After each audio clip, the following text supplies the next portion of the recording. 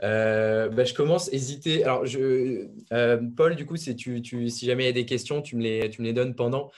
Voilà, l'idée, c'est que j'ai fait, on va dire, un overview assez général de tout ce qu'on a appris là ces 6 derniers mois, vu en gros, on n'avait pas de clients du tout quand on est arrivé à Schoolab, et puis on a signé 3 grands comptes dont un groupe, donc en 6 mois, que je vais présenter rapidement le cas d'usage. Et donc, on y est allé avec quelques méthodes qu'on a récupérées à droite à gauche et avec des advisors, notamment d'HEC, de Schoolab et tout. Mais surtout, un retour d'expérience sur ce qui nous a aidé et ce qu'on a appris, quoi, parce qu'on a fait pas mal d'erreurs aussi. Donc là, j'ai fait 4 parties. Bon, une petite intro sur ce qu'on a fait.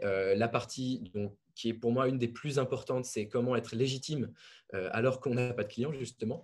Et ensuite, après, donc, comment est-ce qu'on va signer le deal? Donc, comment est-ce qu'on va créer et répondre à l'opportunité qui pourrait se poser, cibler le bon groupe, les bons personas à l'intérieur de ce groupe-là, qui est vraiment pas souvent facile. Quelques options de facilité sur des opportunités qui sont autour de vous et qui, nous, en tout cas, sont tombées sans vraiment faire du démarchage en cold, en tout cas.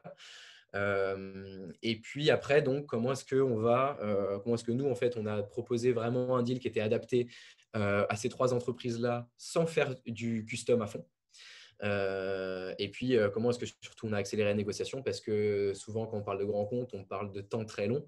Or là, nous, on a réussi assez rapidement à clore ces 3 deals. Et puis à la fin, l'idée, c'est que je vous envoie, avec Paul, on mettra plein de documents qui nous ont aidés ou qu'on a rédigés ou qu'on a fait rédiger par des avocats parce qu'on a été accompagné donc, par des cabinets pendant ces 3 deals. Et donc, on a des documents qui ont un peu de valeur, que je suis en train de terminer d'anonymiser et que je vous mettrai à dispo, parce que ça peut soit être réutilisé tel quel, soit en tout cas donner une idée sur à quoi ça ressemble. Donc, il y a déjà le script du webinaire d'aujourd'hui, mais c'est surtout des lettres d'intérêt, des contrats de distribution, de développement à façon avec prépaiement, des bons de commande, etc. Une datasheet, enfin bref, des choses qui nous ont été indispensables pour signer ces deals, qu'on a fait assez dans l'urgence et qui du coup pourront vous aider à accélérer le truc. Voilà, donc n'hésitez pas si vous avez des questions pendant la présentation. Rapidement sur OmniCloud quand même. Donc, nous, ce que l'on fait, l'idée, c'est d'aider les entreprises à sécuriser le parc informatique et le télétravail notamment avec des cloud desktop. Donc, on a sûrement beaucoup qui ont entendu parler de Shadow, de Blade, qui est un ordinateur dans le cloud pour les gamers. Donc, l'idée, c'est que c'est une application que vous lancez sur n'importe quel appareil et ça ouvre un bureau Windows dont la puissance de calcul, les logiciels, les données, etc. Est tirée du cloud, est tirée d'un data center. Ce qui fait que nous, on vend ça en B2B. Et ce qu'on vend, en fait, l'utilité qu'on vend aux entreprises, c'est 100% des données numériques qui sont accessibles à distance sur n'importe quel appareil. Pas simplement un drive et des infos, mais même de la puissance de calcul et des logiciels. Une possibilité en fait de sauvegarder automatiquement toutes ces données. Donc du coup, s'il y a des attaques, par exemple ransomware, de revenir en arrière et de ne pas perdre ces données. Et puis après, l'idée de vous avez un dashboard sur lequel vous pouvez gérer votre parc pardon, et donc gagner énormément de temps et d'argent sur la gestion informatique. Voilà. Maintenant, sans plus de détails, parce que le produit, ça ne vaut pas trop le coup. Je veux dire, ce n'est pas le plus important. Quels sont les 3 deals dont je vais parler aujourd'hui et à quelle vitesse et comment est-ce qu'on les a signés? On s'est lancé, nous, à OmniCloud en avril 2020. On était encore à Schoolab. On avait terminé avec Schoolab notre MVP. On l'avait fait tester à pas mal de personnes, mais ce n'était pas des clients payants. Or, on a répondu du coup à un appel d'offres de l'Université de Nanterre. Donc, je reviendrai en détail sur chaque étape. Hein. Mais l'idée, c'est que ce deal-là, donc plus de 300 cas déjà au total. Donc, l'Université de Nanterre, c'est énorme. Hein, c'est 190 millions de budget annuel. Pour le coup, c'est vraiment un grand compte. Il y a 34 000 étudiants. On l'a signé en 2 semaines, donc parce qu'on a fait alors c'était très intense, hein, mais surtout on a essayé d'optimiser au maximum les échanges qu'on avait avec eux pour aller vite, pour déclencher les prochaines actions, notamment les signatures et tout. Donc voilà, je reviendrai en détail.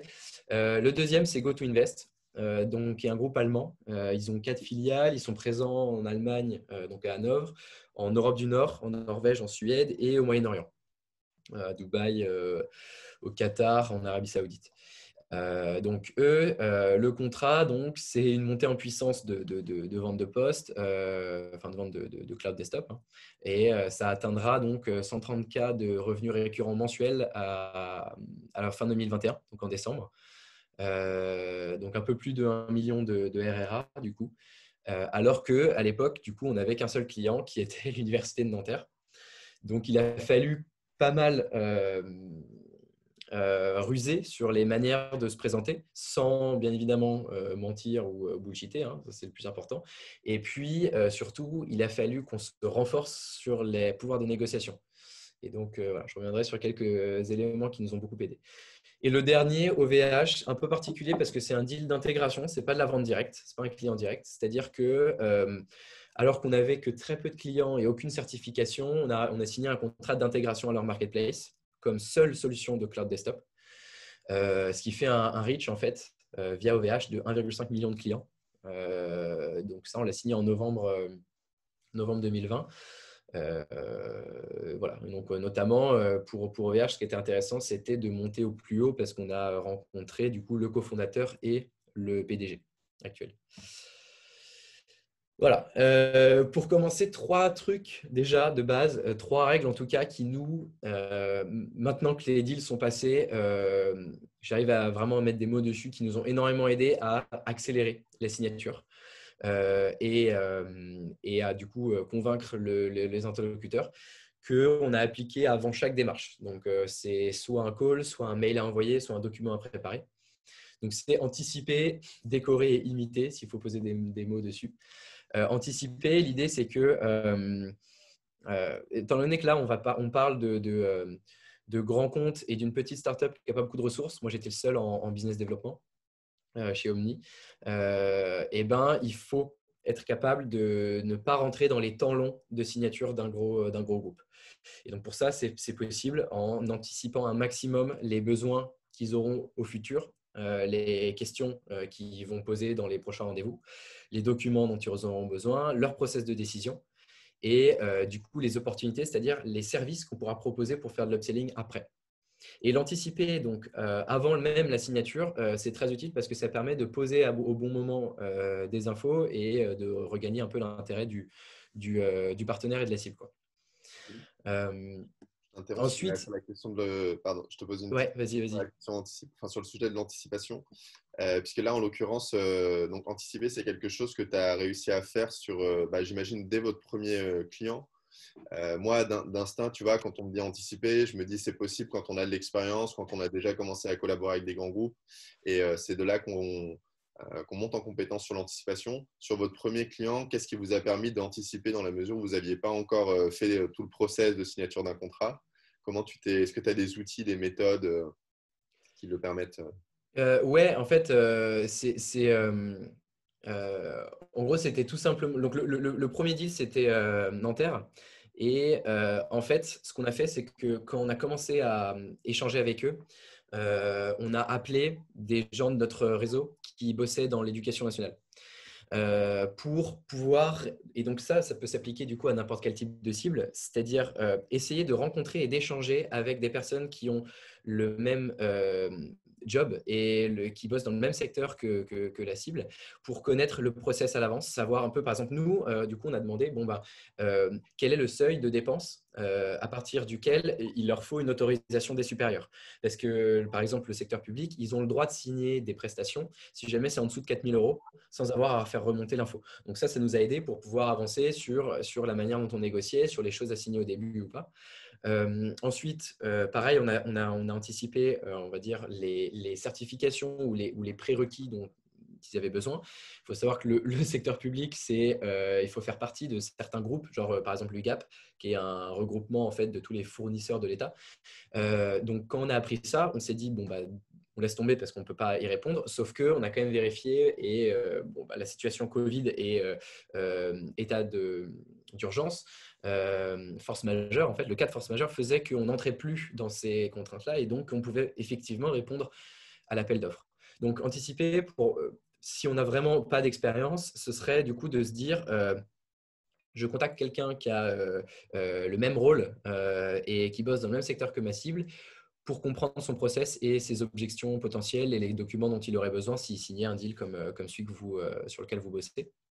Et puis après, le deuxième point, c'est aussi, déjà là, je vais vous donner quelques tips, donc ça va aider. Parce que bien évidemment, quand on a signé Nanterre, on était accompagné par Schoolab et donc il nous expliquait voilà, quel type de documents, les datasheets, les plaquettes, le plan de sécurité qu'il faudra avoir pour avancer dans la négociation. Donc on a commencé à les bosser. Je vais revenir sur 2 exemples là, sur la slide d'après. Ensuite, donc le deuxième point, décorer, c'est l'idée pas de bullshiter, hein, mais de bien présenter, on va dire, tout ce qui entoure votre projet. Donc, qui n'est pas simplement les clients, vu qu'il n'y en a pas, mais l'écosystème, l'équipe étendue. Les partenaires que vous avez. Enfin, nous, on présentait en partenaire financier notre banque, par exemple. Ce qui est vrai, ce qui n'est pas faux, mais ça fait tout de suite plus intéressant de dire voilà, on est backé par la BNP, alors qu'on a juste un compte chez eux. Et puis, on a un partenaire technologique qui est telle entreprise qui fabrique data center. Et donc là, on pose 2 gros noms directement et ça montre qu'on est un petit peu plus solide, sans forcément dire que c'est des clients ou que, enfin voilà. Et puis, donc après, décorer, c'est aussi l'écosystème. Je vais revenir dessus. La dernière partie, donc imiter. Et donc ça, c'est l'idée en fait d'imiter le process et les habitudes de l'interlocuteur pour rétablir un peu le pouvoir de négociation. Nous, très concrètement, ce qu'on a fait, c'est qu'on a enfermé, entre guillemets, enfin, on a posé un process très précis à partir du deuxième deal, donc avec GoToCloud notamment, enfin GoToInvest, en disant donc, voilà, si jamais vous devez nous envoyer des informations qui concernent par exemple la compta, la facture, la technique et tout, vous contactez telle personne avec tel mail en copie. C'est des choses qui peuvent paraître stupides ou inutiles, mais ça vous pose en fait comme un interlocuteur de poids parce que vous êtes organisé en interne et ce n'est pas la même personne qui répond à tout. Vous n'êtes pas à répondre aux mails directement, mais vous avez en fait une timeline très précise sur le projet.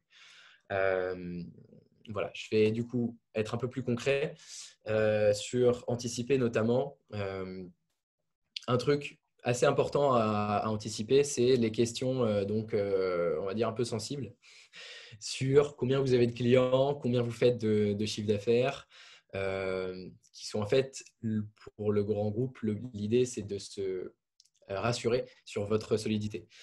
Donc, nous, des choses qui ont bien marché, c'est ces trois types de réponses différentes. Donc, le premier pour le CA, voilà, nous, ce qu'on disait tout le temps, c'était qu'on ne donnait pas en fait le CA actuel, on donnait le CA donc prévisionnel en le présentant de cette manière. Donc, on fonctionne sur un modèle SaaS. Donc, le CA le plus pertinent, c'est celui qui est en fin de période parce qu'il y a une montée en puissance en fait des clients actuels. Et comme on a plus de X projets en cours, voilà, on atteindra plus de… et donc, nous, quand on parlait de ça, on disait plus de, je sais plus, 50K de revenus récurrents mensuels à la fin d'année. Encore une fois, c'est pas mentir, c'est présenter les choses de la bonne manière et anticiper la question. Pareil, si votre question, le deuxième, donc, c'est l'idée, c'est que si jamais vous voulez savoir si on est solide financièrement, je vous dis qu'on est soutenu, on est backé par tel et tel partenaire. On a signé un contrat de partenariat avec telle personne pour assurer en fait la pérennité du service. Nous, pour Nanterre notamment, c'était expliquer qu'on avait des partenaires technologiques. Donc, c'était des entreprises qui nous fournissaient les serveurs, qui fournissaient une partie du soft. Par exemple, Microsoft était notre partenaire technologique parce qu'on était redistributeur de Windows. Donc, vous avez sûrement plein de partenaires qui vont graviter autour de votre offre. Il est présenté comme ça initialement. Ça permet justement de rassurer la personne parce que vous donnez des gros noms et du coup, vous présentez un écosystème qui va assurer un peu la pérennité du projet. Et le dernier type de réponse, c'est effectivement s'ils ont peur de votre jeunesse. Enfin, je veux dire, voilà, moi, je faisais régulièrement intervenir des advisors dans les discussions pour… on va dire, avoir une moyenne d'âge plus élevée, mais l'idée, c'est que voilà, vous pouvez répondre qu'on comprend que la jeunesse du projet, ça peut inquiéter, mais que nous, on met en place systématiquement des clauses de protection des partenaires pour assurer la continuité de service. Et là, très concrètement, vous le verrez dans le document, dans le contrat de distribution, le modèle que je vous passerai, il y a des clauses sur le fait que, comme nous, on est éditeur de logiciels, si jamais il se passe quelque chose, le logiciel sera open sourcé. Et donc, du coup, les partenaires pourront le récupérer, pourront le réutiliser et assurer la continuité du service, même si vous n'êtes plus là. Des choses comme ça, des clauses comme ça dans les contrats, ça peut en fait rassurer énormément le fait que vous n'avez peut-être pas de sécurité sur l'avenir du projet, ou en tout cas moins qu'un autre grand groupe, quoi. Voilà. Et dernier truc pour l'introduction, qui est, encore une fois, dans cette logique d'aller vite et surtout de passer le moins de temps possible et de dépenser le moins possible sur des deals qui peuvent durer très longtemps, c'est de mesurer en fait l'impact de chaque action ou de chaque décision avant de la prendre. Avec 4 éléments, nous, c'est ce qu'on faisait. Donc ça, on l'a fait dès les discussions avec Nanterre, parce qu'ils nous ont, en fait, ils avaient une question assez ouverte sur leur projet, c'était d'offrir à tous les étudiants un espace de travail pour passer les examens à distance depuis chez eux. Et donc, l'idée, c'est qu'on avait plusieurs possibilités, plus ou moins custom, qui coûtaient plus ou moins cher. Et donc, on s'est dit, OK, quel temps est-ce qu'on va passer dessus? Quel coût direct? Donc, les abonnements qu'on va devoir acheter, etc. Les bénéfices directs, donc le chiffre d'affaires qui est certain à court terme, et les bénéfices indirects, donc plus tard, est-ce qu'on va avoir la possibilité de jouer là-dessus et de lever une communication sur ce projet, ou est-ce que c'est trop restreint? Et cette mesure d'impact-là, elle va être très utile, on en parlera du coup dans la suite, pour notamment définir est-ce que oui ou non on part sur un projet custom, ou est-ce qu'on adapte juste certaines parties, ou alors est-ce qu'on fait que du standard. En fonction de l'impact, la réponse n'est pas la même. Donc Bon, voilà, ça pardon, c'est pour l'intro. je t'interromps sur Ouais, ce slide. Il y a une vas-y, petite vas-y. question du coup dans le chat. Moi, j'en avais une aussi. Donc, une question de Marina qui visiblement a eu rendez-vous avec un groupe, donc le groupe Total, à qui ils avaient parlé du fait qu'ils avaient déjà déployé un POC du coup dans d'autres entreprises, et le groupe Total leur a demandé d'être mis en contact avec quelqu'un de l'entreprise justement pour parler de la mise en place de ce POC. Et Marina se demande comment est-ce qu'elle aurait pu sortir de cette situation. Ok. Ah ouais, un référence call aussitôt. Alors, moi, je pense que pour le coup, il faut essayer donc de botter en touche, ça c'est évident, comme les questions d'ailleurs, comme les réponses là, à ces questions-là. Moi, je pense que ce que j'aurais fait, c'est que vous pouvez vous présentez le cas, ce qu'on appelle les Customer Success Stories. Donc, vous présentez ce cas-là, vous présentez ce POC sans dire forcément que c'est payant ou pas, etc. Vous donnez tous les détails en fait de exactement ce qui s'est passé, ce que vous avez fait et tout, mais qu'il n'y a pas la possibilité de contacter l'utilisateur parce que vous êtes encore dedans et donc vous êtes encore dans le contrat avec eux. Et tant que vous n'avez pas achevé le POC, justement, en gros, tant que vous n'avez pas clos le projet, et ben, vous ne préférez pas l'ouvrir ou le disclose, enfin donner des informations sur le contenu. Surtout qu'il peut y avoir quelque chose qui est par exemple sur mesure pour… Il y a plusieurs manières de dire ça. C'est-à-dire que soit vous dites c'était quelque chose qui était très sur mesure pour ce client-là, et d'ailleurs nous c'est un peu dans notre ADN de faire du sur mesure. Donc avec vous on vous fera quelque chose qui sera plus adapté à vos besoins. Donc ce ne serait pas pertinent de l'appeler maintenant. De l'appeler lui, vu que voilà, ça ne va pas concerner votre projet. Ou sinon, donc, de dire tout simplement, avec grand plaisir, donc, dès qu'on a terminé ce POC-là, parce que là, on est en train de l'améliorer et de l'adapter en fait, aux besoins du client, et donc, il n'est pas encore finalisé. Réfléchir en fait à qu'est-ce qui est une bonne excuse, entre guillemets, pour dire pas maintenant, plutôt que non, c'est pas possible, en gros. Parce que si vous dites le POC, donc nous, on fait du sur-mesure et ça va se terminer dans 2 mois, vous lui dites bon, très bien, comme ça, on peut vous ouvrir les discussions avec ce client-là dans 2 mois. ça peut mieux passer et ça vous permet d'avancer sur la négociation sans que du coup il y ait un no-go direct de leur part parce que vous avez répondu non ou parce que il a appelé le client et que enfin le partenaire chez qui le POC a été déployé et que ça s'est pas bien passé ou parce que c'est pas encore terminé. Donc voilà, c'est un peu la même chose en fait sur quand on discutera de la proposition et du closing sur le prix. Quand on vous dit qu'un prix est trop élevé, il y a une manière en fait d'alléger en fait le coût, c'est de faire un décalage temporel du paiement ou un échelonnement du paiement. Là, ce serait un peu pareil. Si jamais ils ont besoin de se rassurer sur quelque chose, eh ben, si vous faites un échelonnement en disant là pour l'instant, on peut vous mettre en contact avec par exemple, nos experts machin qui sont en fait des advisors ou des gens de votre écosystème ou des partenaires. Et dans un deuxième temps, du coup, avec tel utilisateur, dès qu'on aura terminé le POC sur mesure, je pense que ça peut passer. Voilà, j'espère avoir répondu. Et Paul, tu avais une question ou c'est bon? Ouais, j'avais une question sur la slide précédente. Ça En gros, est-ce que c'est cet outil-là dont tu te sers pour qualifier les appels d'offres et mesurer en fait si ça vaut le coup ou pas d'y aller? Ou est-ce que c'est plutôt un outil de… Enfin, j'imagine que c'est complémentaire, mais que c'est un outil de prise de décision. En gros, tu vas attribuer des points en fonction des questions et décider comme ça des actions et des décisions à prendre. Ouais, c'est ça. Alors en fait, donc déjà, effectivement, je mets une note en gros sur alors bénéfices directs, bénéfices indirects et coûts directs. Si on peut le chiffrer, c'est très bien. Mais sinon, tout simplement, en gros, je donne une note sur 5 à chacun de ces points. Et du coup, pour les coûts et les temps, c'est sur 0 à -5, quoi. Et comme ça fait que si jamais j'ai plusieurs possibilités ou plusieurs offres potentielles, et ben, j'arbitre de manière un peu plus rationnelle que simplement l'intuition. Mais pour savoir si on répond ou non à un deal ou pour choisir un peu la cible, en fait, il faut vraiment compléter ça par l'étude de la personne, enfin des personnels. Donc, on va y revenir du coup dans l'opportunité. Parce que ça peut être effectivement très intéressant sur les bénéfices et tout, mais si jamais vous vous rendez compte que vous n'arrivez pas à trouver le bon interlocuteur, qu'il n'y en a pas ou qu'ils n'ont pas les compétences en interne pour monter votre projet, vu la situation, c'est-à-dire il faut aller vite et il faut essayer de trouver le meilleur deal parce que c'est tellement compliqué qu'on va essayer de choisir vraiment celui qui est fait entre guillemets un peu sur mesure pour nous. Vaut mieux laisser tomber un deal qui est intéressant si jamais voilà, il n'y a pas la bonne personne et les bonnes compétences en interne. Et donc là, en fait, on compléterait cette règle-là par l'étude des personnels. Voilà. Du coup, ce sera dans la partie opportunité. Du coup, je continue sur la partie légitimité qui donc est super, enfin forcément super important dans le sens où comment est-ce qu'on va devenir un expert et se créer une base de légitimité alors qu'on n'a pas de clients. Donc ça passe par plusieurs choses.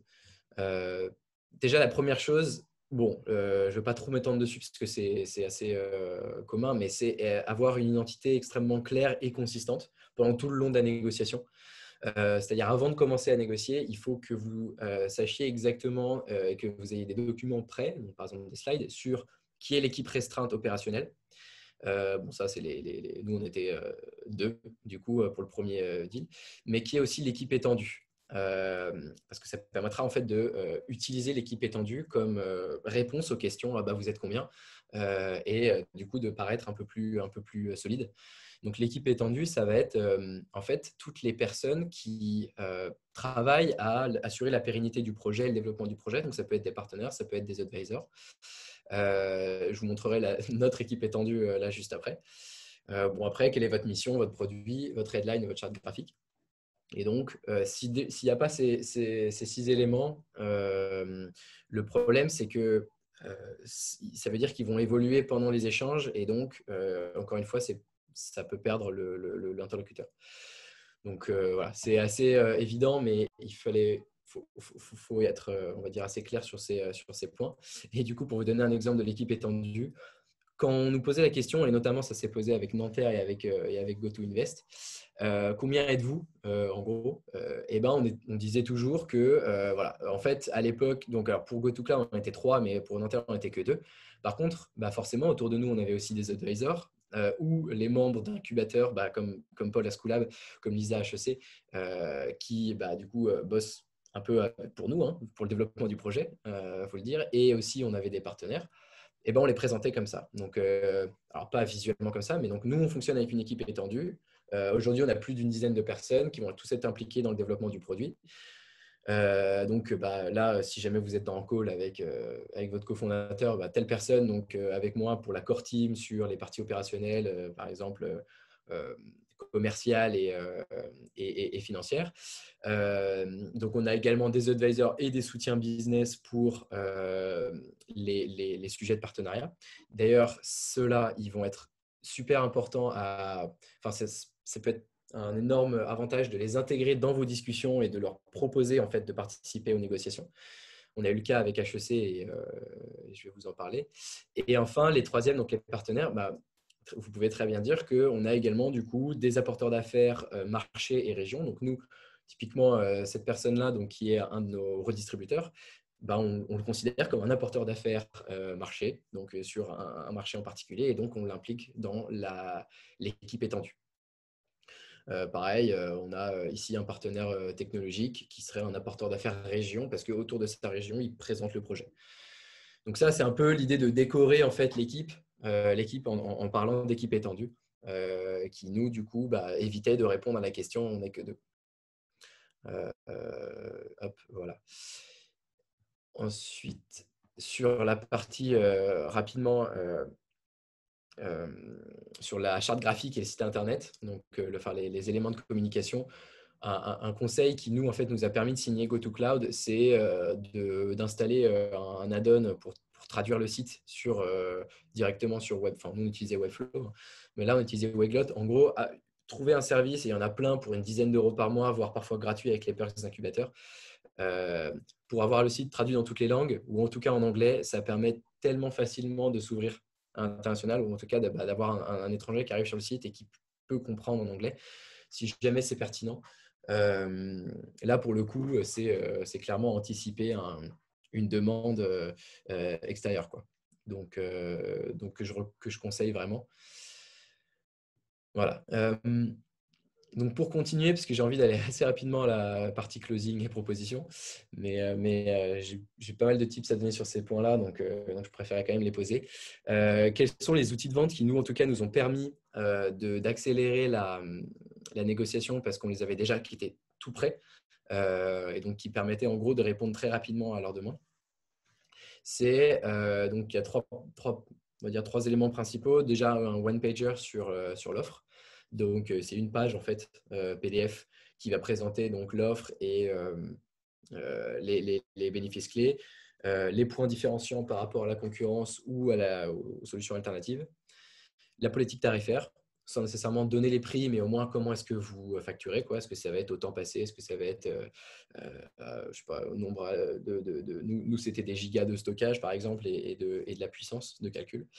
Et donc une headline et un contact en fait pour que les premiers interlocuteurs le partagent en interne dans le grand groupe. Parce que si jamais ils n'ont pas un document assez simple à transmettre pour que d'un coup d'œil, leur supérieur, par exemple, puisse approuver le projet, ça ralentit encore une fois la discussion. Donc, le deuxième qui est assez évident, c'est le deck client et le datasheet. Donc, le datasheet, en fait, c'est l'équivalent d'un PowerPoint d'une dizaine de slides, mais qui reprend sur un Word les données un peu chiffrées. Donc, par exemple, nous, dans notre cas, c'était le matériel qui est déployé, c'était les prix, c'était le niveau de service, les systèmes de sécurité qui étaient mis en place. C'est ce document-là qui va souvent être en interne passé à un valideur qui est du coup une personne technique qui, quand il reçoit en fait le projet, a de toute façon une checklist de son côté pour savoir voilà, est-ce qu'il y a au moins tel élément dans le produit qui, pour nous, est indispensable. Donc, le datasheet et le deck. Et là, je vous ai mis le plan que nous, on utilisait pour le deck, voilà, qui permet en 8 slides en fait, de présenter le projet. Ah oui, pour l'entreprise, là encore, histoire de décorer un peu la présentation. Nous, on mettait systématiquement qu'on était présent, enfin qu'on avait des bureaux à Sentier à Paris, dans le 13e, et qu'on était présent dans le sud, là où on avait un partenaire. Donc en fait, on disait voilà, trois localisations en France, qui étaient en fait 2 incubateurs et un partenaire dans lequel on allait régulièrement, mais qui montraient en fait on a 3 bureaux, quoi. Donc ça aidait pas mal. Et après, les sales tools. Donc là, tous ces éléments-là, j'ai des modèles que vous recevrez du coup par mail, qui nous ont pris pas mal de temps. C'est un exemple, ça va être le calculateur de bénéfices. En gros, mais là, c'est assez spécifique pour nous. C'est-à-dire que comme on fait un service technique, enfin un produit, eh ben, on a un calculateur, c'est un Excel dans lequel le client, le prospect met son cas d'usage. Donc, le nombre nous, c'était le nombre de personnes qui avaient besoin du service, la puissance de calcul dont ils avaient besoin. Et après, il y avait tout de suite la différence de coût entre notre solution et les solutions alternatives. Ça prend un petit peu de temps à monter au début, mais c'est tellement convaincant que pour GoToCloud, en fait, ça a accéléré énormément la signature. Parce qu'on disait pendant les présentations, ouais, on est moins cher que les autres, etc. Mais ce n'est pas très clair, alors que là, il y avait un Excel en fait, avec les hypothèses de base et le calcul à la fin. Bon, et après, le facturier, ça forcément, c'est assez utile. Et donc, du coup, des exemples. Voilà. Par exemple, notre page de présentation, on était présent quand on a signé GoToCloud, on était présent dans 4 data centers. Oui, sauf qu'en fait, on n'avait qu'un seul client, mais ça, on ne le disait pas. C'est là où vous pouvez très bien mettre 4 emplacements ou 4 bureaux ou 4 localisations. Bref, on est présent dans 4 arrondissements de Paris, j'en sais rien, en fonction des incubateurs que vous avez. On a mis aussi qu'on a été soutenu par l'Union européenne parce que en étant lauréat de Wilco, Wilco étant backé par l'Union européenne, on est backé par l'Union européenne. Voilà. Et puis, une petite présentation aussi sur le CEO.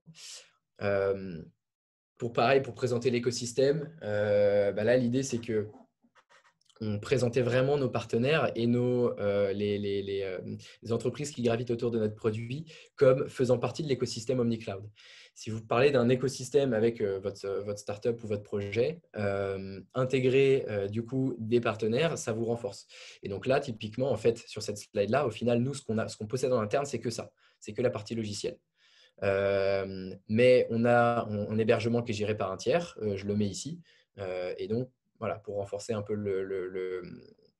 avec une référence qui est connue de l'utilisateur, enfin du prospect. Pareil pour l'Omnipod, donc un petit boîtier de connexion en fait qu'on fait fabriquer par une entreprise, mais que du coup on intègre dans l'écosystème. Et puis là, ça c'est assez facile aussi. Je veux dire, ça coûte peut-être 250 € de déposer une marque, mais tout de suite ça fait beaucoup plus installé. Donc, on a breveté, en fait, on a déposé les marques de notre protocole de communication là, qui s'appelle NextFrame, de l'Omnipod aussi. Et donc, pouvoir mettre les petits R quand on parle à un grand groupe, c'est assez utile et ça coûte vraiment pas très cher, quoi. Donc voilà. Et un exemple de anticiper en fait dans le deck le cas d'usage client. En fait, nous, quand on présente la solution dans les premiers rendez-vous, on a un deck les 8 slides dont je parlais tout à l'heure. Sauf que la slide cas d'usage problème, enfin solution quoi, on en a 5 différentes et on sort la bonne en fonction de comment s'est passé en fait le début de l'entretien. Donc, les premiers rendez-vous, souvent, c'est écouter en fait ce que va dire l'interlocuteur et du coup, en fonction de ce qu'il a dit et ce qu'il a exprimé comme besoin, moi, je faisais remonter la bonne slide cas d'usage ou la bonne slide problème. J'en avais 5 différents et comme ça, on avait en fait un deck qui était quasiment sur mesure avec le besoin du prospect. Voilà. Ensuite, pour la dernière partie sur la légitimité, c'est comment se créer une base de légitimité et devenir expert. En vrai, aujourd'hui, il y a des moyens d'être un expert assez facilement. Si on prend la règle des 80-20, c'est-à-dire avec vraiment 20% d'efforts, avoir 80% d'impact. Donc nous, on avait 3 leviers qui ont constitué vraiment une image autour de la solution. Qui est de faire un article, un seul. Ça m'a pris en vrai, je pense, 2h30, quelque chose comme ça. J'ai fait un condensé d'articles qui étaient déjà écrits en rajoutant quelques nouveautés liées à mon service que j'avais publié. Alors moi, je l'avais publié sur LinkedIn, enfin sur notre blog, sur le site et sur LinkedIn. Mais en fait, je me suis rendu compte que Medium, c'est gratuit pour les premières publications. Et ça fait super bien en fait d'avoir un article qui est publié sur Medium, surtout que sur Medium, en fait, on ne sait pas combien de personnes ont lu l'article. Donc, quelque chose que j'ai fait moi et que je recommande, c'est de préparer un article et de le publier quelques jours après les premiers rendez-vous avec l'entreprise.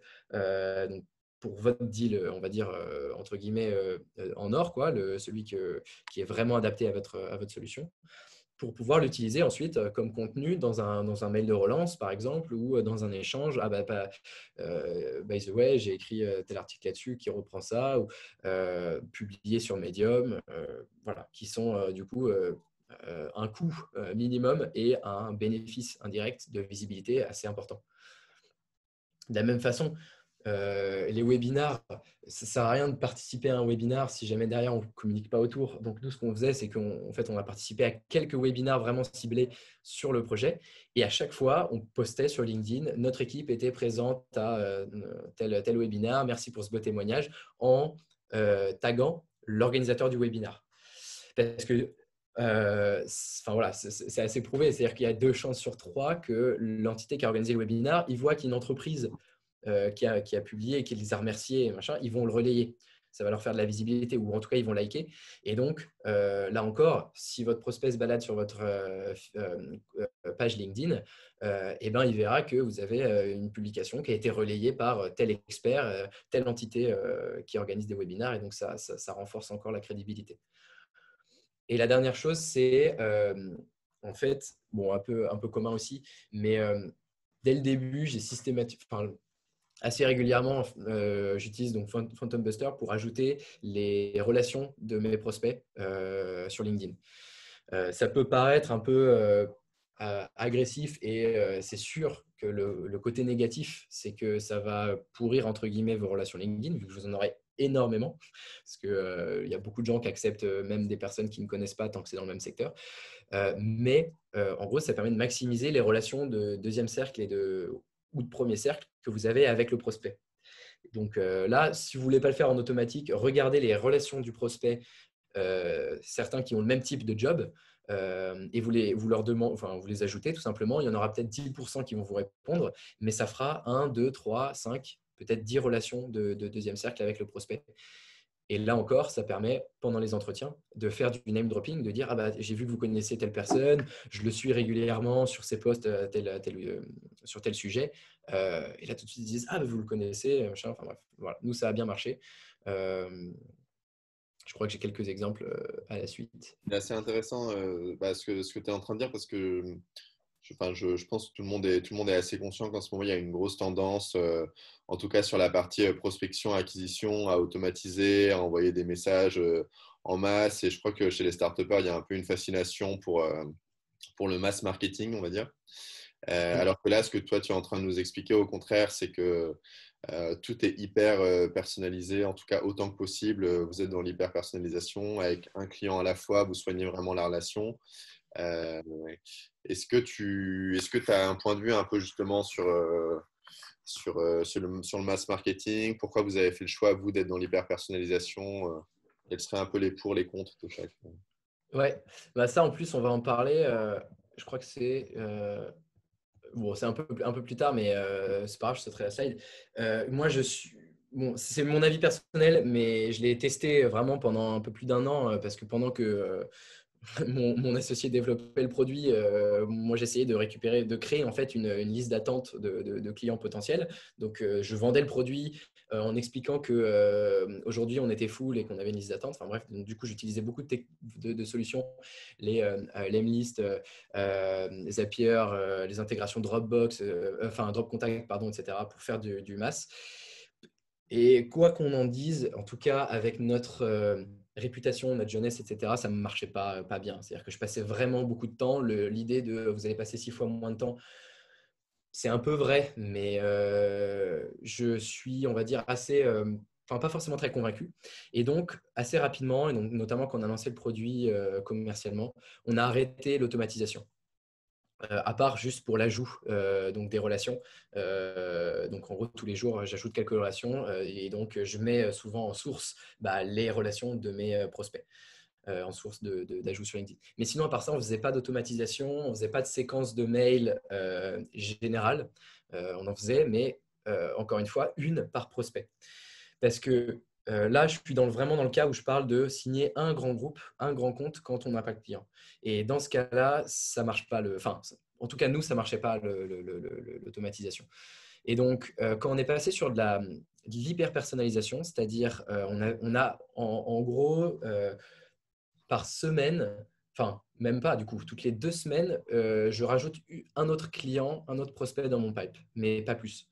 Et ça me permet en gros, d'avant de le solliciter pour la première fois, de screener son compte LinkedIn, son compte Twitter, d'essayer de voir les personnes du coup avec qui il interagit, les sujets sur lesquels il interagit, pour moi-même en fait dans mes comptes. Enfin, je n'utilise pas trop Twitter, mais en tout cas sur LinkedIn, partager ou commenter des articles qu'il a commentés, ajouter des relations qu'il a, noter des partenaires avec qui il travaille pour en fait enrichir ensuite la relation informelle qu'il y aura avec lui pendant les entretiens, qui permettent du coup tout de suite d'avoir l'air bien intégré dans l'écosystème et dans le secteur dans lequel il évolue. Voilà, je suis un peu anti-masse, mais nous, ça a vraiment bien marché. Un exemple type, c'est les entretiens qu'on a eus avec… donc, on a rencontré Octave Klaba, le cofondateur de OVH. On a passé une journée à screener un peu tout ce qui existait sur lui, les manières dont tu communiquais, etc. On notait un peu les termes qu'il utilisait. Par exemple, typiquement, il parle de VGAFAM, de Virtual GAFAM, pour parler de l'écosystème cloud en Europe. Bon, tout de suite, c'est des thèmes qu'on a intégrés et qu'on sortait pendant les entretiens. Et ça permet de matcher plus facilement. Voilà. Du coup, là, ce qu'il y a sur la slide, c'est les exemples que je vous ai donnés tout à l'heure. Donc, on a fait un seul article, Green by IT, assez ciblé. Et bon, alors pour le coup, que j'avais posté sur mon blog, mais a priori, j'aurais dû le faire sur Medium, parce que ça, tout de suite, quand on voit le nom Medium, on se dit, ouais, ok, d'accord, c'est bon, c'est un truc bien implanté, etc. Bon, ça, c'était un cas d'usage. Ensuite, un salon auquel on a participé, mais on n'avait pas de stand. Hein. C'était juste, on avait acheté notre badge gratuitement. Du coup, on peut le faire en webinar, hein.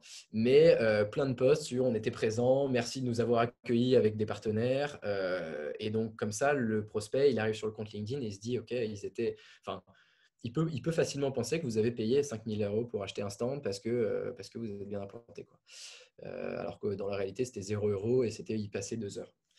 Voilà. Et deux autres trucs qui ont bien fonctionné aussi. On a screené un peu les radars des boîtes de conseil sur les startups dans notre secteur. Et on avait notamment contacté Webstone qui faisait un radar des startups sur la workplace en disant ah tiens, on a sorti un nouveau produit, ça peut vous intéresser, rentrer potentiellement dans le radar, on est à dispo pour en discuter. Et du coup, ils nous ont intégrés. Et donc là, tout de suite, voilà. Ça fait bien quand il y a une boîte de conseil qui publie sur vous. Et la dernière partie qui est un peu sous-estimée souvent, c'est l'écosystème qu'il y a autour de vous, notamment dans les incubateurs. Donc, une ancienne personne de Schoolab avec qui on avait beaucoup bossé et bosse maintenant pour Creative Valley. Et en fait, elle organisait des webinars. Et pareil, donc là, je continuais à me renseigner sur ce qu'elle faisait. Et en voyant qu'elle organisait ces webinars donc avec le club ETI, notamment, je l'ai contacté en lui disant tiens, j'ai préparé telle conférence ou tel talk sur ce sujet qui peut rentrer dans ton webinar. Est-ce que ça t'intéresse que je participe? Ça, si jamais vous… Voilà. Moi, je le fais régulièrement. Je me pose en gros 2 heures à peu près par semaine à regarder ce que font les anciennes personnes qui m'ont accompagné pour voir si je peux du coup leur proposer de participer à des événements qu'ils organisent qui vont renforcer ma légitimité. Voilà, pour la partie légitimité, donc quelques outils qui permettent en fait de se positionner un peu en expert alors qu'on n'y passe que quelques heures par semaine. Ensuite, du coup, la partie, donc, avant d'entrer dans la négociation, comment est-ce qu'on va créer et répondre à une opportunité? Et là, j'ai volontairement pas mis le mot démarcher parce que voilà, quand on n'a pas de clients, quand on n'a pas d'historique, démarcher en cold, moi, j'y ai passé beaucoup de temps et ça marchait pas beaucoup. Donc, j'ai vraiment préféré aller créer des opportunités. Donc, je vais revenir dessus. Et puis, surtout, voir comment est-ce qu'on cible du coup, les bons lièvres en gardant en tête que il faut en courir que un ou deux maximum en même temps parce que si jamais on en a 15 en même temps, ça ne nous permet pas d'anticiper, de s'adapter à l'interlocuteur, d'imiter ce dont il a l'habitude et donc de maximiser ses chances de signature, quoi. Donc voilà, comme je disais tout à l'heure, nous, on discute avec une dizaine de comptes maximum en même temps. Et quand on arrête un compte, on passe à un autre. Et ça nous prend beaucoup de temps parce qu'on fait de l'ultra-personnalisation. Mais aussi, c'est ça qui nous a permis de signer assez rapidement les comptes. Donc, sur la cible, en gros, une bonne cible, nous, c'était le cas pour les 3 comptes, c'est qu'elle avait besoin de nous d'une part, c'est évident. Donc, est-ce que vous répondez un peu à tous les problèmes qui peuvent concerner votre projet et anticiper les problèmes futurs qu'elle pourrait avoir. Ensuite, est-ce qu'elle a les bonnes compétences pour utiliser votre produit ou votre projet? Et donc là, c'est est-ce qu'elle a l'habitude, par exemple, de travailler avec des startups? Est-ce qu'elle a l'habitude de travailler avec des fournisseurs de votre taille ou qui ont les certifications que vous avez? Typiquement, on ne serait pas allé voir Nanterre si jamais il n'y avait pas eu ce cas d'état d'urgence où du coup, ils avaient la possibilité de signer avec n'importe quelle startup. Donc, c'est important de savoir quels sont les fournisseurs avec qui ils ont l'habitude de travailler. Et donc, ça, c'est en appelant des personnes qui ont le même profil que ça peut être facile de savoir. Ensuite, est-ce qu'elles ont le budget? Ça, évidemment. Est-ce qu'on peut définir un champion en interne? Donc là, qui est un terme de MyBizDev sur le champion, qui est en fait la personne en interne qui va être capable de pousser votre produit et votre projet au sein de l'entreprise pour faciliter la prise de décision. Donc souvent, c'est une personne qui a vraiment, forcément des responsabilités qui sont liées au projet, mais que vous pouvez en fait connaître, que vous pouvez évangéliser, dont vous connaissez l'équipe et donc sur lesquels vous pourrez jouer en fait. Voilà. Et puis, le dernier truc, c'est surtout, est-ce qu'ils sont capables d'agir vite? Autrement dit, est-ce qu'ils ont des prérequis sur des labels, sur des nombres d'années d'expérience ou pas? Après, si c'est des projets de long terme, la vitesse, ça peut pas forcément être au rendez-vous, mais nous, typiquement, entre deux comptes qui nous intéressent beaucoup, s'il y en a un qui a l'habitude qui a un process très très long, et donc ça, on le sait en contactant d'anciens fournisseurs de ces comptes, ce qui nous est arrivé plusieurs fois, et on ne le choisit pas et on se dit ça viendra plus tard. Ça viendra plus tard quand on aura plus de temps. L'idée, c'est vraiment de maximiser en fait, le temps passé et du coup, les leviers sur lesquels on va pouvoir jouer pour signer. Ensuite, sur les personnes en interne dans le compte, dans le grand compte, nous, ce qu'on a l'habitude de faire maintenant, petit à petit, on s'est rendu compte que c'était que c'était indispensable en fait, c'est d'identifier vraiment 3 choses. Donc, bien évidemment, son job title et ses responsabilités. Donc, est-ce que c'est le destinataire est-ce que la personne à contacter, c'est soit le destinataire, donc celui qui va utiliser le projet, soit il connaît le destinataire. Donc, à ce moment-là, c'est intéressant de le contacter parce qu'il va pouvoir me rediriger vers la bonne personne. Dans tous les cas, il faut être sûr qu'il a un rôle du coup qui est pertinent, donc que ce soit en direct ou en indirect.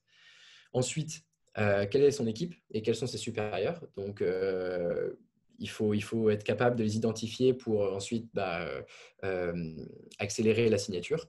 Et là, typiquement, pareil, entre deux comptes, si jamais il y en a un où l'organisation interne est complètement floue et dès le premier rendez-vous, je me rends compte que je ne sais pas qui est le valideur, comment est-ce qu'il décide, etc. Et un autre où c'est clair, je vais passer 80% de mon temps sur le deuxième. Faut être capable en fait, de choisir et de sélectionner les personnes et les comptes en fonction de ce sur quoi on peut jouer. En fait. Voilà. Et ensuite, surtout, là, ça revient sur ce qu'on disait tout à l'heure, est-ce qu'ils ont un parcours et des relations intéressantes, encore une fois, sur lesquelles on peut jouer entre deux personnes, celui sur lequel vous voyez que vous avez des relations en commune, qu'il est assez actif sur les réseaux sociaux, ça veut clairement dire que vous allez pouvoir nouer une relation quasiment amicale en fait, avec cette personne, ou en tout cas que vous allez pouvoir mettre sur la table des noms et des partenaires connus, et donc vous allez plus facilement pouvoir signer avec lui. Voilà. Et après, pendant les négociations, dans l'entreprise, il y a souvent, nous, on s'est rendu compte qu'il y a vraiment 3 types de personnes qu'il faut avoir en tête et qu'il faut solliciter au bon moment. Il y a donc le champion dont je parlais tout à l'heure, avec qui nous, on essaye vraiment d'avoir une relation un peu amicale. C'est-à-dire que maintenant, en fait, j'essaye assez rapidement de pouvoir discuter sur des plateformes comme WhatsApp ou par SMS avec ces personnes-là. Et puis, de tout faire pour faciliter en fait sa tâche de remontée d'informations. Et donc, c'est pour ça que mon one-pager, souvent, il y a une partie qui est un peu personnalisable en fonction de la personne à qui je l'envoie, pour que lui, il puisse, si jamais il rapporte à son supérieur quelque chose sur le projet, et pour qu'il soit capable de le faire facilement, quoi. Ensuite, le valideur qui va être celui qui a les compétences techniques pour valider le projet. Donc souvent qu'on va solliciter dans un deuxième temps. Et puis le signataire, donc qui est celui effectivement qui va apposer la signature et du coup définir si oui ou non on part avec vous.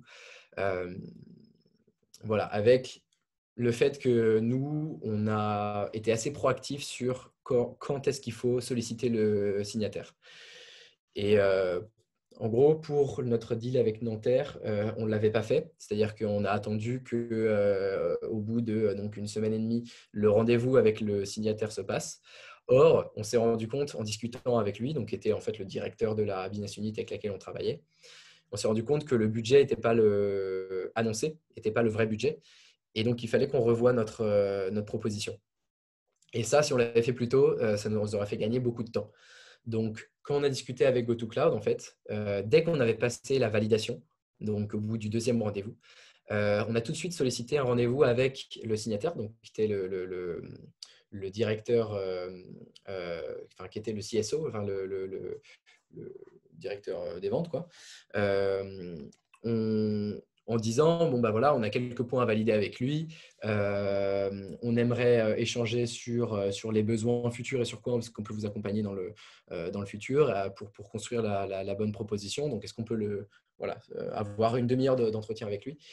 Et en fait, ça nous a permis de comprendre quels étaient les enjeux du supérieur de la personne avec qui on échangeait d'habitude et donc d'anticiper ça. Et de mettre de base dans la proposition, là, on sait que, par exemple, vous avez tel projet en cours, parce qu'on a discuté avec quelqu'un qui était au-dessus et qui avait une vision plus stratégique, et on peut aussi vous aider sur ce projet-là. Donc, on vous propose de rajouter ça dans le contrat. Et là, souvent, ça permet en fait de faire de l'upselling assez rapidement.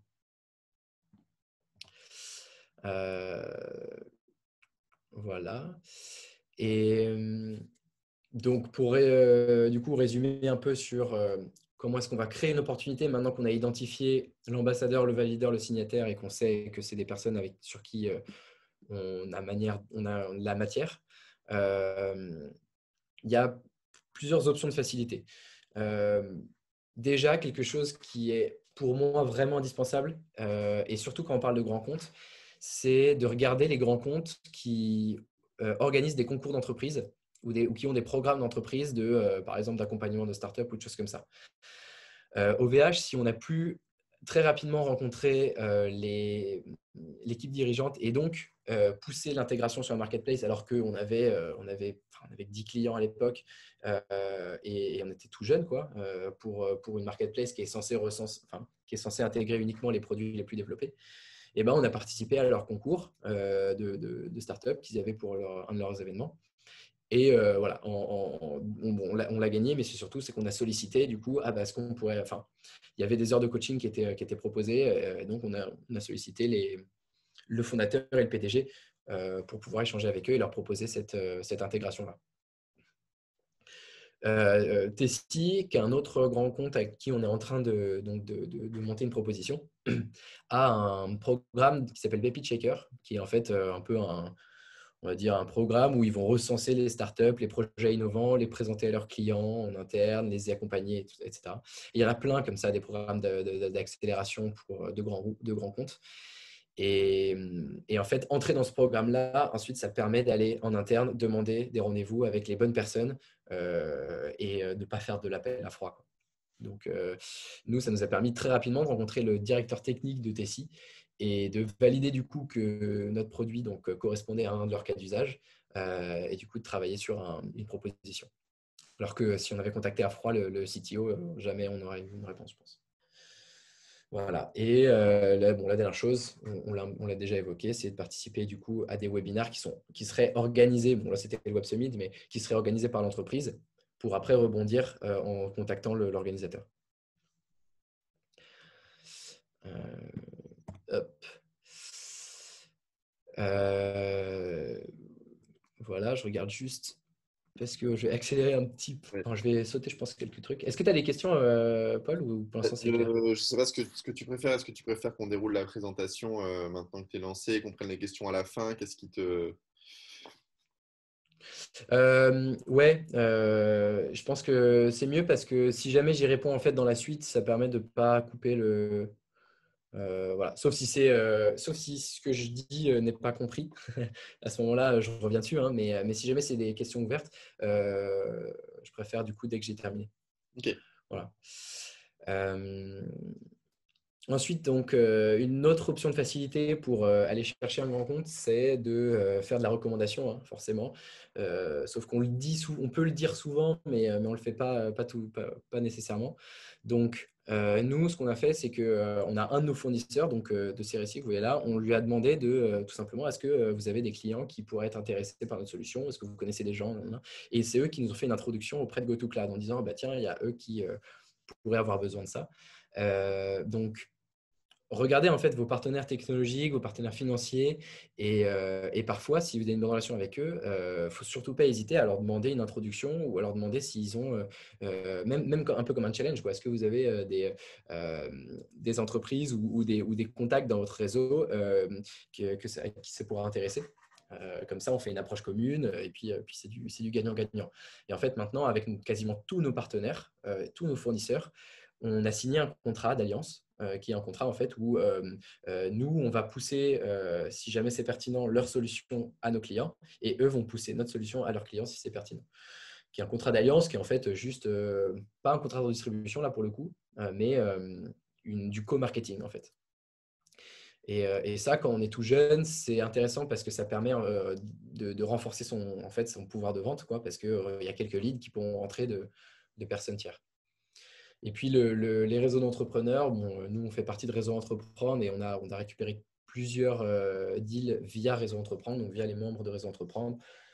Voilà, essayer de maximiser en fait, les réseaux dans lesquels vous êtes, quoi. C'est trop bête d'être dans un incubateur sans regarder toutes les boîtes qui sont passées par là pour les contacter.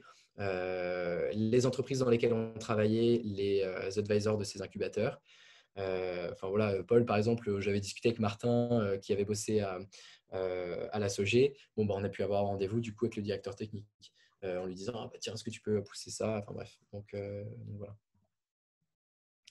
Et puis, bon, j'en ai déjà parlé. Moi, je ne suis pas trop automatisation, scrapping, etc., mais plutôt ultra personnalisation.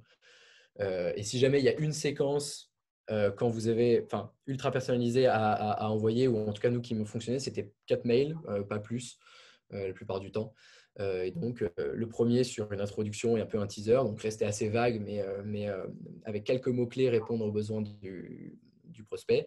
Le deuxième, c'est celui où là, je maximise sur le name dropping. Donc, j'ai vu que vous étiez en relation avec telle personne que je suis, ou alors on a participé à tel événement, ou bref, donc une référence commune. Le troisième, donc, on vient de publier un article, ça peut vous intéresser. Et le dernier, donc, c'est jouer un peu sur la rareté en mode, voilà, on lance en ce moment des POC avec un maximum de partenaires un peu ciblés comme vous, comme votre profil, parce que voilà, parce que c'est pertinent, est-ce que ça peut vous intéresser en sachant que nous sommes présents dans votre ville que pendant 2 semaines. Bon, des trucs un peu classiques, quoi. Voilà. Et là, voilà, je voulais arriver assez rapidement sur la dernière partie. Et puis ensuite, du coup, comme ça, on pourra passer aux questions, qui est en fait tout ce qu'on a appris sur la négociation, sur la bonne proposition à pousser, choisir qu'est-ce qu'on fait en custom ou pas, et comment justifier un pricing. Comment est-ce qu'on va justifier le prix qu'on va donner, surtout quand on n'a pas de référence sur le marché. Et bon, j'ai mis effectivement enchaîner les rendez-vous sans perte d'intérêt. En fait, l'idée, c'est de vraiment créer une sorte de montagne russe avec ce qu'on dévoile pour que il n'y ait pas de perte d'intérêt de la part du champion. Voilà. Donc, nous, tel que ça s'est passé, il y avait d'abord les premiers rendez-vous, donc au pluriel, parce que souvent c'est 1, 2, voire 3. GoToCloud, c'était 3. Avec Nanterre, c'était 2. Mais donc, qui sont en fait les rendez-vous pendant lesquels le champion, donc la première personne avec qui vous échangez, qui est responsable un peu du projet, mais qui n'est pas valideur ni signataire, son objectif, ça va être de valider, de vous qualifier. Et vous, votre objectif, ça va être de le qualifier. Donc, pour ça, les choses qu'on préparait systématiquement avant ces premiers rendez-vous, c'était déjà de poser 1 heure avant et après le rendez-vous, de les bloquer pour être capable, en fait, avant le rendez-vous, de faire cette adaptation des slides dont je parlais, de préparer le name dropping, donc les noms, les références, les partenaires communs, les relations communes, des choses comme ça. Et donc, arriver pendant l'entretien avec beaucoup de matière pour faire remonter l'intérêt si besoin. Voilà, donc les passions, bref, s'ils sont passés dans les news, des choses comme ça. Préparer aussi du coup les objections possibles aux questions dont on avait parlé, combien vous avez de CA, de clients et tout, parce que si jamais ils la posent d'un coup, on peut être un peu désarçonné, donc l'avoir en noir sur blanc, c'est toujours très utile.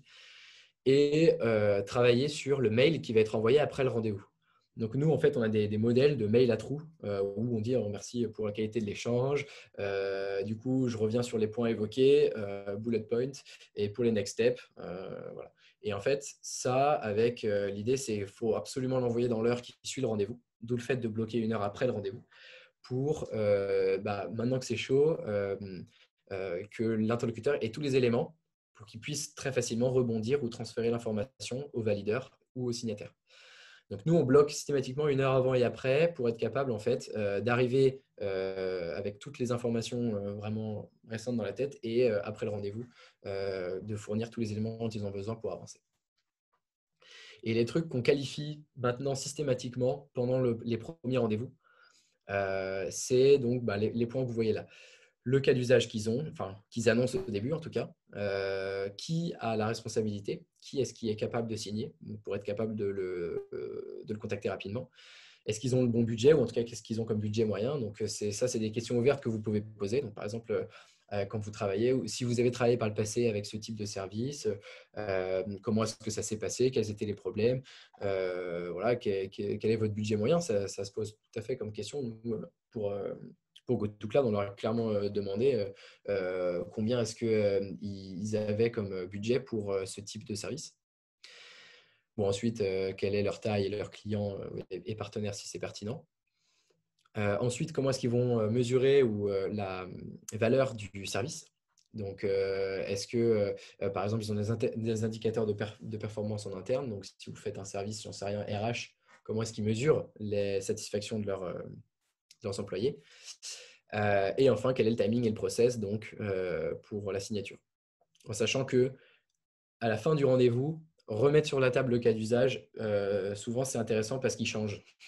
Et nous, on s'est vraiment rendu compte avec Nanterre en fait, que ce qu'ils nous avaient annoncé au début comme besoin n'était pas ce qui était le vrai besoin dans le fond. Et donc, le fait d'avoir posé toutes ces questions, ça nous a permis de nous dire en fait, ils n'ont pas le bon budget, en fait, ils ont telle alternative, en fait, ils ont tel process. Bon, si jamais on leur propose ça, ça correspondra beaucoup mieux à leurs besoins. Et donc, on reparle du cas d'usage à la fin du premier rendez-vous. Ce qui fait que les premiers, c'est souvent quasiment que de l'écoute et des questions ouvertes, pas vraiment de présentation. Nous, dans nos premiers entretiens, au maximum, on a 5 slides à présenter au bout d'une demi-heure si jamais il y a besoin. Mais c'est surtout qualifié au maximum pour pouvoir justement faire de l'ultra-personnalisation. Et là, encore une fois, on est dans la logique d'un grand compte et de pas beaucoup de temps.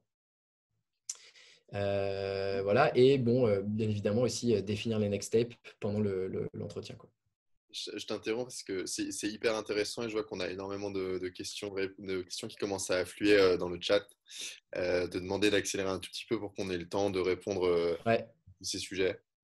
Ok. Alors, ce que je vais faire, c'est que de toute façon, comme vous aurez le script parce que je l'ai rédigé, donc on va l'envoyer, plus les slides. On va passer aux questions. Enfin, je vais rapidement expliquer le contenu quand même de la suite parce que c'est important. Et puis on va faire les questions. Donc, après les premiers rendez-vous, on passe à la validation. Donc, une démo, en gros, si je résume, avec l'envoi des documents un peu plus techniques, donc les datasheets. Où là, le déroulement, souvent, c'est du coup leur montrer un peu visuellement avec un impact ce qui sera en réalité le projet. Et puis, voilà, le point qu'il y a là, différence vs la concurrence, etc. Et puis surtout, essayer d'arriver à une première signature. Une première signature, ce n'est pas forcément un achat, mais ça peut être, par exemple, tout simplement signer une lettre d'intérêt, une LOI, ou signer un POC. Bon, pour le coup, un POC payant. Ou signer, nous, on a signé avec GoToCloud, par exemple, un MOU, c'est un Memorandum of Understanding, qui est en fait un doc qui va récapituler, voilà ce qu'on s'est dit, vous êtes intéressé pour ça, on va continuer à vous dédier des ressources et du temps pour arriver à ce deal-là. Parce que dès qu'ils ont signé quelque chose, même si ce n'est pas contraignant, ça transforme tout de suite la relation. Parce qu'il y a un document quand même derrière. Et donc, que ce soit pour Nanterre ou pour GoToCloud, en gros, au bout de 2 à 3 rendez-vous, on leur proposait une lettre d'intérêt.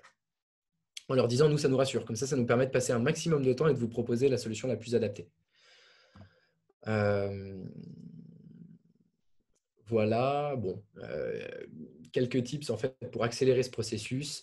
Nous, on a systématiquement créé un drive commun sur lequel on mettait tous les documents dont ils pourraient avoir besoin et on envoyait le lien pour qu'ils puissent piocher dedans. Voilà, amener un advisor pour décorer. Pour les négociations qu'on a eues avec GoToCloud, donc ils étaient 4, ils avaient tous 55 ans et beaucoup d'expérience. Donc on a demandé à HEC si ils pouvaient nous accompagner au rendez-vous et si on pouvait les présenter comme experts de tel domaine qui nous accompagnent. Et donc, Elisa, il y avait Romain qui était là notamment et Philadelphie. Et en fait, du coup, ça faisait que nous, derrière la table, on était 4, on avait des personnes plus âgées et tout de suite, ça a renversé un petit peu le rapport de force, quoi. Voilà. Et puis après, on avait imposé un process précis. Donc ça, c'est un exemple Donc, on a créé un Microsoft Teams avec tous les documents dont ils pourraient avoir besoin.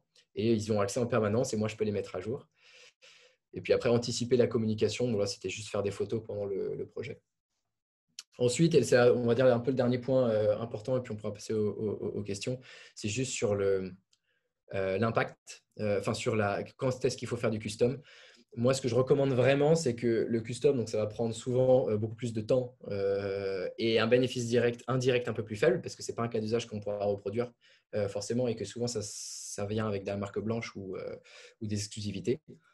C'est en gros de compenser en remontant les bénéfices indirects. Et donc ça, typiquement, nous, dans notre négociation avec GoToCloud, ils demandaient du custom avec marque blanche et exclusivité. Ce qu'on a réussi à négocier, et on avait un avocat avec nous pour nous aider, ce que je recommande vraiment de faire, c'est OK, mais engagement plus long. OK, mais une communication plus forte où en fait, on a le droit de communiquer sur eux et eux peuvent communiquer sur un cas d'usage. Et OK, mais pas d'exclusivité. Et en fait, ce qu'on leur a dit, c'est que si vous voulez une exclusivité, il faut nous payer 80% upfront du projet sur l'année. Et donc, c'était trop pour eux. Donc, ils ont dit, OK, finalement, non, on va faire une marque grise. Voilà. Donc, hop. Après, et puis, ouais, bon, là, j'ai mis quelques tips. Il ne faut pas hésiter aussi, pour imiter un peu les grands groupes, à facturer les études de faisabilité. Donc, nous, voilà, les audits d'infrastructure, avant de proposer le truc, on les a facturés. On a présenté comme custom quelque chose qui, en fait, faisait partie de notre roadmap. Voilà, ce sont des trucs. Vraiment, très rapidement, proposer un contrat ou une étude payante, ça permet de maximiser la rapidité de la négociation et de la signature. Et enfin, sur le prix, voilà, on s'est vraiment rendu compte qu'il ne faut jamais offrir quelque chose ni réduire un prix. Donc, il vaut mieux mettre plus de choses au début avec un coût plus élevé qui est justifié. Donc, en expliquant les gains qui vont arriver, les coûts qui sont évités, la productivité qui va s'améliorer. Et ensuite, enlever certaines features, certains services pour arriver à un prix qui leur correspond plutôt que de réduire le prix ou alors de faire un discount. Donc, voilà, nous, ce qu'on faisait un peu systématiquement, c'était on présentait une première proposition. Alors voilà, ça c'est le millefeuille. Donc il y avait plein de services, des microservices, des toolsets, des features. Et ensuite, on enlevait ce dont ils n'avaient pas besoin pendant la négociation. Et surtout, on leur proposait de jouer sur les conditions de paiement si c'était trop cher au début, donc fractionner le paiement, de faire du satisfait ou remboursé, quelques unités de démonstration